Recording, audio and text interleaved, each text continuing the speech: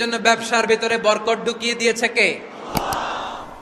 বিষ্ণু বললেন আত-তাজিরা সাদুকাল আমিন মা'আন নাবিয়্যিন ওয়াস সিদ্দীকিন ওয়াস শুহাদা'i ওয়াস সালিহিন।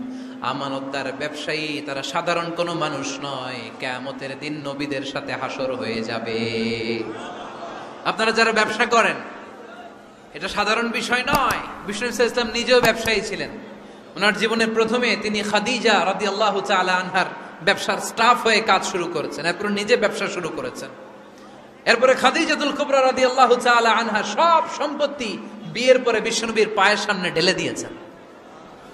বললেন, ইয়া রাসূলুল্লাহ, এই সম্পদ আমি আপনাকে দিয়ে দিলাম, আপনি ইচ্ছামতো দিনের প্রয়োজনে খরচ করেন। সুবহানাল্লাহ পড়েন। এজন্য বিষ্ণু ইসলাম আমাদের জন্য উপমা, আব্দুর রহমান ইবনে আউফ আমাদের জন্য উপমা।